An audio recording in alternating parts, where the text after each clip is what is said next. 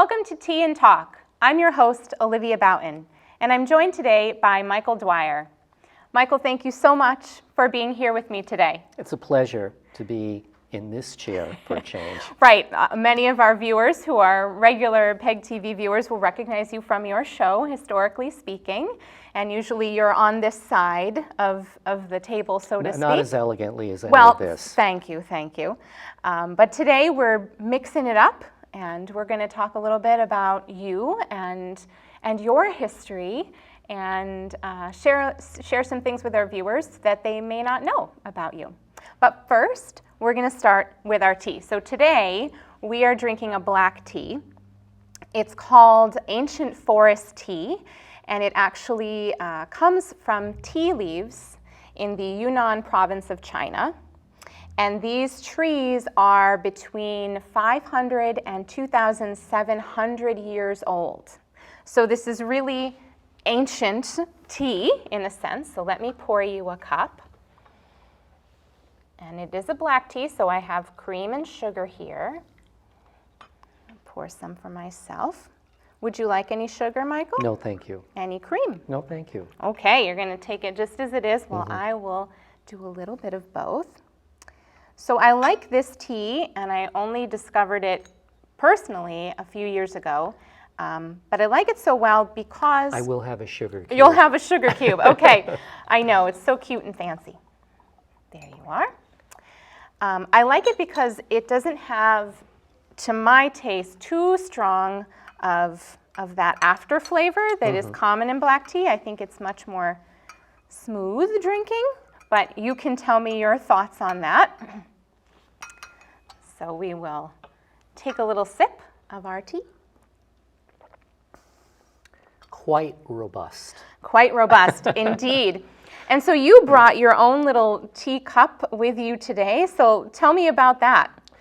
Well, when you said this was going to be tea in conversation, I thought of my much-loved grandmother, who had innumerable teacups because, as I remember her from early childhood, she had her bridge ladies that would come every week. And my Nana was born in 1892. So when I say that these were old ladies, they were old ladies. And I would just watch them in wonder. I don't remember a thing about how bridge is played, but my grandmother had plates and cups and saucers, and it was a wonderful memory because I got to have tea. So probably this Royal Stott teacup from Bavaria in the 1930s Art Deco colors, I can remember drinking tea out of this. And as a child, lots of milk, and Nana always had cubes of sugar. Right? And she even had one of those little thingies like you have, and it kind of retracted and opened like that. So this brought back a very warm and fond memory for me. Oh, how nice. So I didn't mention, but this tea set is my grandmother's tea set. So lots of nostalgia here today. So I want to ask about you. So tell us where you grew up, and if you have any fun childhood memories to share, we'd love to hear that. Certainly. I grew up in Fall River, Massachusetts. My early preschool years were spent with my grandmother in the house where she had been born, as I mentioned, in 1892. She was my preschool daycare. My father was a senior in medical school when I was born. My mother had to continue to work, and I just loved my Nana, knowing that I was in the house where she was born. Nana had all sorts of pictures that I could recognize as she had on an Art Deco vanity set, her mirror, her little hair collector from when she would brush her hair. She had her nurse's training picture from 1917. So I think that house literally grounded me in a sense of history. But here is the paradox. My grandmother was first generation, parents born in Ireland. It took years to learn information in the pre-internet age. Yes. And after My grandmother died first, then followed a few years later by my grandfather. The house, which had been in the family for 82 years, had to be sold. So my father and my uncle had the difficult task of emptying the house, which was chock full. And in the sideboard in the dining room, it was stuffed with Nana's napkins, tablecloths, doilies. She had the antimacassars on the back of chairs. And I put all of this in a box. So about a year later, knowing that all of these were up in the attic, my mother said to me, go up to the attic and find one of your grandmother's tablecloths. We'll use that for Thanksgiving.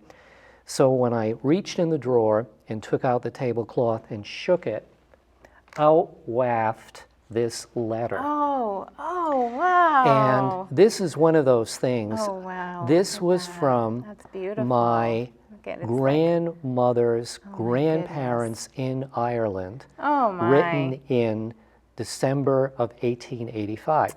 So here is a historical note. The place name here is Clún Dwyer. Now from 1972 onward, it took me years to find out this place. I went to Boston College as an undergraduate. Boston College had a fabled Irish collection. Do you think anyone in the Irish collection could find Clún Dwyer? No. Wow. No. So it wasn't until probably 1987, so we're 15 years into this research, I wrote a letter to the county Mayo librarian who said, well, Clún Dwyer doesn't appear on a map. Oh, it's a local area, like a neighborhood. Oh, wow. And with that, I began to put the pieces together of exactly where this family came from. Isn't that amazing? And it takes lots of perseverance. Now today, you type in Clún Dwyer into a search engine and poof, it comes up. Right. Yeah, that's one aspect of research, right, and history that has changed significantly. And I'm sure in some ways makes life a lot easier, right? You can get those answers in a much more timely fashion than you used to. On the other hand, I don't regret having learned to do research the hard and old-fashioned way, because you knew exactly what you were looking for and the reliability of sources. The other thing that I think, besides the difficulty in retrieving Irish history long before the internet, is that my mother's parents were divorced when she was 8. Her real father, it was a name that I only knew on paper. I knew nothing about him. Add to that just before my mother was married, her parents' house, well, the warehouse where her parents' possessions were stored, burned to the ground. So my mother had nothing of her past, only the photos that were in her purse and wallet. So after many years, for a variety of complex reasons, my mother's father decided to contact her on her 40th birthday after a lapse of 28 years. So that was, by then I was in high school, and it was really amazing to meet my grandfather, whom I resemble, which is kind of, you know, as I look at myself now, particularly through this medium, I thought, oh my God, this is my grandfather. But I think that is a significant influence on why I loved history as a journey of personal discovery. Yeah, it sounds like you've always been curious, right? Always wanted to know more. And to have those mysteries within your own family, I'm sure kind of fed that curiosity and helped that to grow. So what made you decide to become a teacher? Because you spent a lot of years teaching. I did, and I loved it, and it was an important part of who I am. So I think as a young person in high school, the great choice that I had to make, I felt very much inclined. I went to a Jesuit high school, had many good Jesuit priests whom I admired.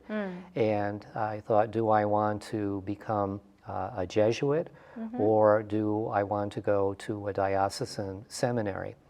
And it was a complex journey to navigate. And while I was in the seminary, I met George, a fellow seminarian. That was a life-changing encounter. We are blessed after 42 years to have one another. And through all of the vicissitudes of life, and when people are well matched in their partner, what a blessing that is. However, if you wanted to be a Roman Catholic seminarian, that was the complication. So both of us deciding that we wanted to forge a life together. We were both at MSJ at separate times. George taught at the College of St. Joseph. I spent 5 very happy years at MSJ. Give me the book and I'll teach it. Yeah. And that included everything from English to American literature to Latin. The funny thing about all of that, Sister Shirley said to me, and we've laughed about this since, well, everybody who works here is expected to undertake an extracurricular activity. Would you be interested in coaching the girls' basketball team? And I said, well, I guess I can read up on it over the summer. She said, how about the yearbook? So that I was happy with. On the other hand, with MSJ and the competitive salary versus the public school and contributing towards retirement, had I not made the move to public school education when I was 28, it would have been more difficult because you get more years of experience. But I think having that foundation at MSJ of being able to teach a rich humanities curriculum, that has served me very, very well in teaching. Do you have any favorite story? I'm sure there are many, many favorite stories, but one you could share about your years teaching. I think it's wonderful now. I wouldn't have done Facebook while I was teaching, but it's wonderful to be able to connect with students. Having been at Otter Valley for 30 years, I had many students who were second generation. And as kids have kept in touch, what I have discovered is they remember more about me than the content that I taught. And one thing that many students do remember, we were talking earlier, in European history, AP European history, after the exam, when we wound down for the last 3 or 4 weeks, I would host for them an Edwardian tea party. It's fabulous. And they would that. get dressed up, and I can remember one student whose dad was born in Ireland. He made, Connor Noonan, if you're watching, you'll hear this, he made the best ever scones, as they were called, with good Irish butter. But I think probably the skill that I imparted to kids the most is just a love of learning, inspiring curiosity. And the other thing too, I taught American Studies for 30 years, is the incorporation of a visual vocabulary, to go to a museum and say, oh my goodness, this is a Gilbert Stuart painting, or this is what the Hudson River School looks like. And one of the most endearing things that I hear from kids, now keep in mind, Olivia, my first seniors from 40 years ago are in their late 50s. Right. And sometimes people will go nameless. Hello, Mr. Dwyer, do you remember me? Well, sometimes it takes me a minute. It takes a minute. Yeah. I remember the voice. That's a long career of teaching, a lot of students and lots of lives touched. Yes. Yeah, yeah. Some people asked me in my last year, and I think all good things have their time and place. And with then a shrinking school population, had I stayed one more year, and I was fully vested in the pension system, but if I had stayed, it would have displaced the youngest person in the department. But as I finished certain units and I finished novels that I taught for many years that I love, like Great Gatsby, for example, I cried. I mean, I didn't, and that last day of teaching, I was just a complete basket case because my heart was in it. And transitions, even when we choose to make them, transitions, major life transitions are not easy things to do. No, I think generally speaking, change is difficult. And you're right, even when we choose it and when it's something that we want, I think people are naturally afraid of change because it's that element of the unknown, it's what we haven't experienced. And the familiar, even if it's something that we're ready to move on from, is more comfortable. And school is a routine that held us together. Yes.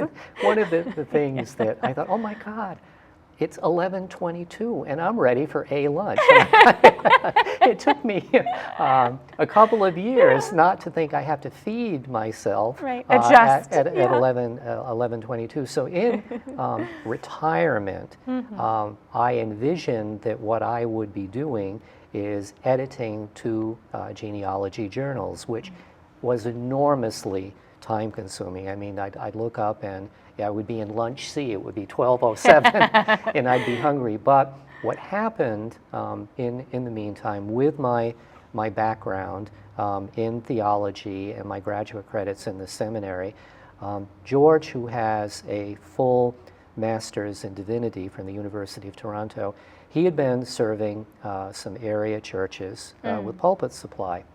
And in Pittsford, which had been without a minister for a couple of years, he had been serving the pulpit there.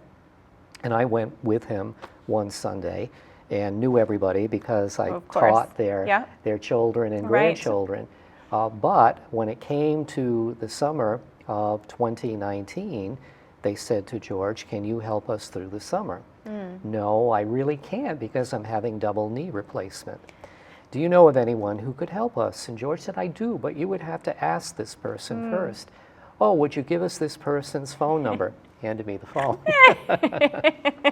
So that was that, and I spent the month of July in Pittsford, and really it was a time of personal transition for us because our beloved friend Jim Casarino was moving to North Carolina. Choir would not be quite the same. So with George and me, we would do one Sunday a month to help Pittsford. Then we come to March of 2020 and COVID. Right. And people looked at me and they said, what do we do? And I said, we'll have to figure this out, but I will give you my word that I will not leave you during this time in crisis.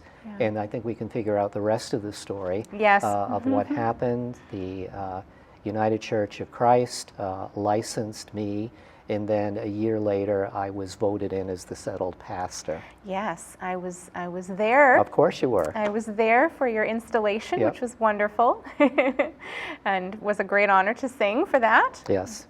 Yeah. So that is how sometimes life, we can avail ourselves to unexpected opportunities. And I'm very happy to be serving in this way. And many of my homilies, of course, reflect classroom experience. I'm sure. And one thing I'll say about being in ministry, I am in a much better position to be a minister now along in my 60s than I would have been at 24 or 25, because really, what did I know about life when I was 20-something years old? Yeah, in a way you fulfilled both of those vocations in different times, right? Not in the way that you maybe imagined when you set out on your life path. But, you know, life is like that, right? Things come into our lives when they're supposed to, and if we avail ourselves of those opportunities, it can mean so much growth and fulfillment, not only for ourselves but for the people around us. And I am sure that that's true for your congregants who are there with you every week in Pittsford, and I'm sure appreciate and love your presence. Well, thank there. you.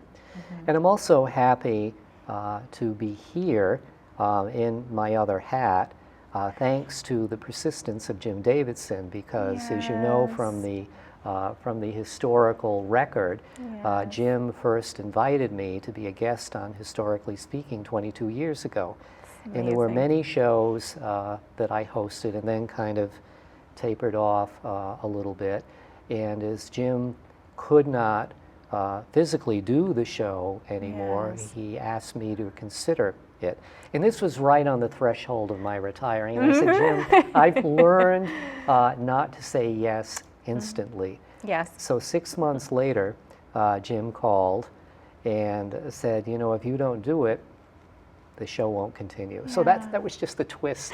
Yes, that was the little little thing you needed to say, okay, yes, I will do this. Yeah. So that's something that I look forward to every month. And as you know, we've had a variety of topics. So, you know, between writing for the church newsletter, getting ready for the month ahead in church and Historically Speaking, and the other fun thing that I started doing about 14 weeks ago is that I decided to start a twice-a-month column in the Reporter called Lost Names in Vermont. Oh, that sounds fun. And this is what I've often known is the invisible majority in Vermont of French-Canadian names that have been lost.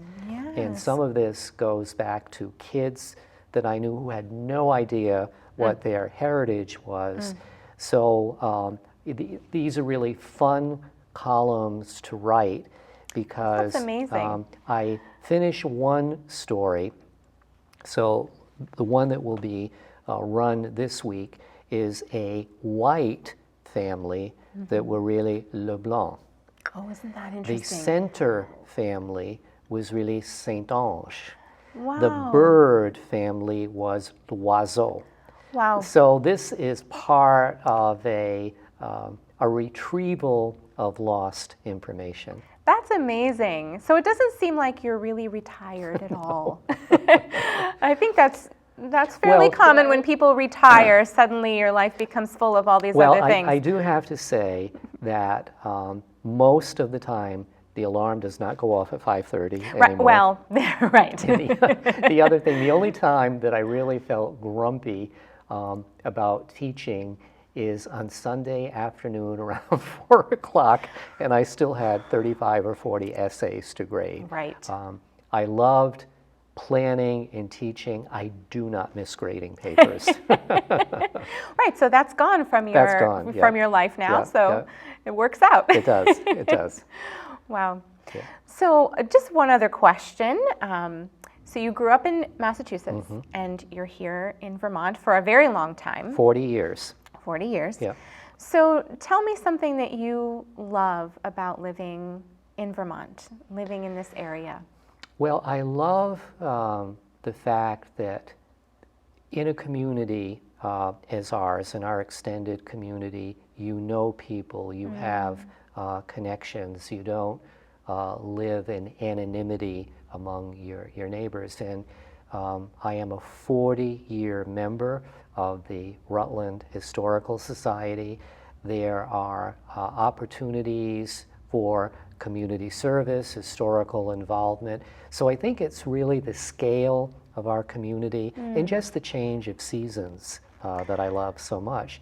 And at this point, having lived in Vermont for 40 years, I've only considered Massachusetts really as a historical footnote to my growing up. And you know, we've been in Pittsford for 24 years. Wow. So we have lived in Pittsford longer than I've lived any place before. Else. Yeah. Isn't that amazing? Yeah. I agree with you on, you know, the things you said, that knowing people is one of the beautiful things I think about this area, that you just, and the connections that you don't even know exist, you know, like that we're related. That's a story that's best That's a story shared off air. for another time, right? Another time.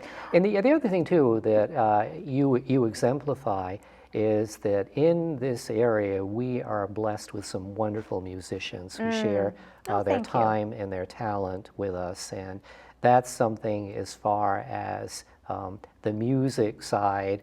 We don't have a choir at church, but I get to pick the hymns every week, and I really love that, and that's a wonderful opportunity. Because you're a singer too. You should... Not in your league, but I do my best. One time I was doing a little Christmas rendition for our school nurse, and she looked at me and she said, "Not bad, but you have to keep your day job." Ooh. I'm sure she meant that in the nicest possible way. Yeah, but it is a very special place here in this area, and I think it is the people. You know, it's the people, and the seasons are beautiful, as you mentioned. But it's the people. There's a kindness and a generosity of spirit, and I think, you know, in just what you're doing, we see that, you know, in your willingness to investigate on behalf of others, right? This column that you've started, and even, you know, what you've brought here today is just all these little footnotes that speak to where we've all come from. You know, even if it's some individual person's story, it's really our collective experience, right, as people. And that's a key element, and I know we're probably winding down with time, but one of the things that I think from my own family's experience that I've come to realize is genealogical research over the last 50 years has become more democratic. And when I asked a question as a teenager in a public library about my family's Irish ancestors, we don't have any kind of information on those families. And I think what we used to call ethnic research, whether it is Polish or Irish or Scottish, I think that the doors have opened more widely, that everyone has a story to uncover. And it isn't just the people who are in power. And I think that with all of the genealogy shows that are on public television and other networks, we've seen the power of DNA, and that is something that I think gives people the positives far outweigh the negatives with that, because it gives everyone an equal playing field to know something about their heritage. And I think knowing something about where we came from informs our present and shows a light towards our future. Yes, yeah. And to your point, I think it not only creates a level playing field, as you're saying, but I think it also gives people a sense of personal pride, and that knowledge of who they are as a result of who came before them. Right. You know, and that that connection to a larger picture, to that bigger connection. Right. One quick story that just came to mind. My last year of teaching, this young man came in, and I didn't recognize him at first, and he said, "Oh, you know my mother." And I said, "Oh, who's your mother?" "Trina." "Oh, I remember Trina." So about 3 days later, here's a note from my mother.